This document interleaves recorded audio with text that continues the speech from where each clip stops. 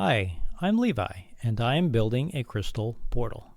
This is the Crystal Portal Podcast, where we talk about crystals, moldavite, spirit guides, sacred geometry, intuition, quantum energy, and all things metaphysical. Find something special for your spiritual journey. Shop online at moldavitejewelry.com to support my work. Welcome to episode 5 of the podcast. Today we are talking about portals. September 14th, 2023, I sat down to meditate. In that meditation, my guide said something that was pretty interesting. He said, "It is a portal. You are the key."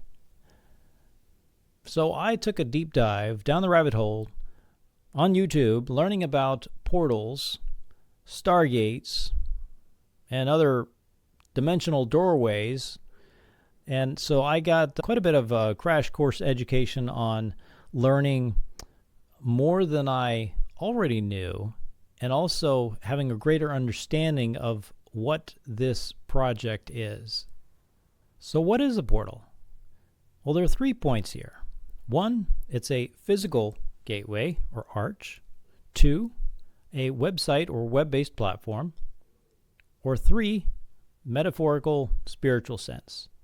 So let's look at the physical sense. Let's say in architecture. So the architecture of a portal is typically the opening or gateway into a building. Now, many of them have columns or archways and very elaborate sculptures and ornamentation. They almost seem to serve as like a symbolic threshold between the outside world and the sacred. And the cool thing is these sculptures often represent visual narratives, telling a story. You also see protective elements such as dragons, gargoyles, and other mythical creatures. You can also think of like a Stargate. You often hear Stargate terms in, like, say, Ancient Aliens or the History Channel. They do some of these really interesting shows about portals. So I remember this movie I saw many, many years ago called Stargate. And for whatever reason, I strongly resonated with the movie, more so in a way that didn't make a lot of sense, because I found myself watching it multiple times, but not understanding quite why I was so into it. So which rabbit hole, but it kind of makes me think of, okay, was there some kind of a knowing, in a sense, that I was connecting to on some level of creating Crystal Portal? Who knows? Along the lines of the Stargate, there have been rumors that actual Stargates have been found in the Middle East and even the area near the pyramids. Another interesting thing about pyramids, they're incredible energy generators.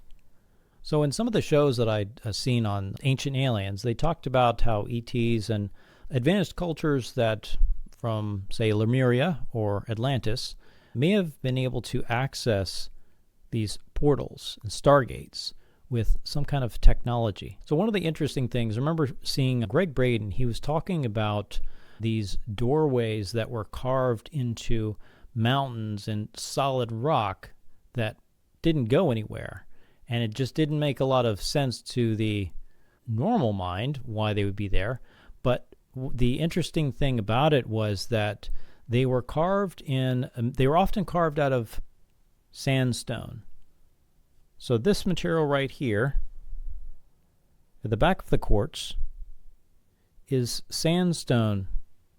Sandstone is an interesting mix of various minerals, but essentially it's a little bit piezoelectric because it's got quartz in it, very fine granules of quartz.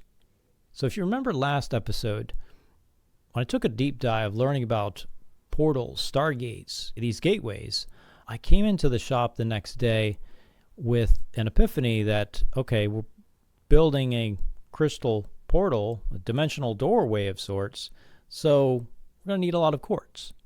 So after talking about this with an employee at the time, I said, I think we're going to need a lot of quartz.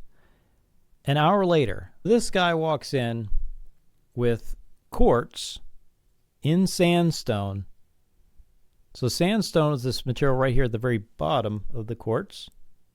I just thought that was really interesting that I'd verbally stated that, okay, we're going to need a lot of quartz. And the universe seemed to open up the manifestation channel, so to speak, and provided, it was almost immediate, provided quartz. However, The gentleman didn't have enough of this material in order to make this particular section of the crystal portal work. So I needed to have a good amount of quartz. So went back to the drawing board, so to speak.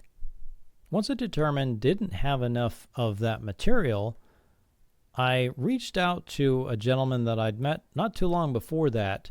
Made quite an impression. Here at the crystal shop, he brought in five-gallon buckets full of Herkimer diamonds.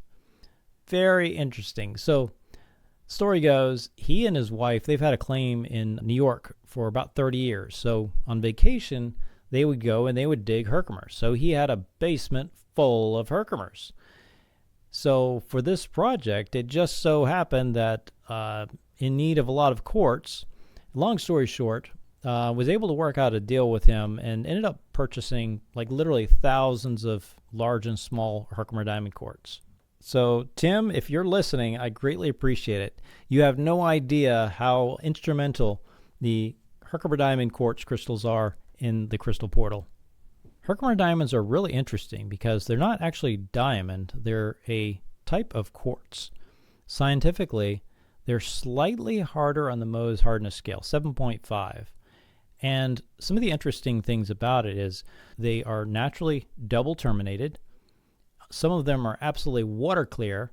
Some have inclusion in hydros, which are moving water bubbles, and even some that are manifestation quartz, so meaning it's got the crystal inside the crystal itself. Again, great for manifestation. And they're excellent energy tools. So let's take a look at the metaphysical properties for Herkimer diamond. So today I'm looking at the Book of Stones by Robert Simmons. And one thing I really like about this book is you have two different authors often sharing their interpretations of the energy of various minerals. So for Herkimer diamonds, I'm reading under the section that Naisha wrote about. Herkimer diamonds are powerful allies for astral travel, dimensional shift, and unconventional inner exploration methods. They are particularly well suited for astral travel and interdimensional work. Grids of large Herkimer diamonds are often used to create dimensional doorways. Crystal portal, anyone? Their internal structure makes them ideal for both sending and receiving energy. They are logical choices when one is establishing vortices for earth healing or sacred space and are suitable for either electrical or magnetic vortex grids. That's one section that really stood out because it was almost like connecting a couple of dots for why it made so much sense to have Herkimer diamonds in the crystal portal. In case you're wondering, I do use quite a bit of Herkimers in my work here. So the Herkimers are excellent energy tools to work with. I use them making the jewelry here, actually in some of the sound bowls, the gongs. Really interesting crystal energies to work with. Another time I was meditating, talking with my guides about the Herkimer diamonds specifically and the ideal placement for them. What I saw was almost like this waterfall of Herkimers. And it was interesting because the energy, I asked them to describe the energy, how it was working, and what I saw was like this energy that more or less splayed out. And within this mini waterfall of Herkimer diamonds, used sacred geometry in a Fibonacci sequence. So when learning about other minerals to add to the Herkimer base portion, they said to add phenakite, Tatahouine meteorite, crystal spheres, and black tourmaline. As I was talking with the guides about how the mineral energies were working together and exactly kind of what they were doing overall, they said something really interesting about black tourmaline. They said, anchor the vortex. Follow and subscribe to find out what happens next.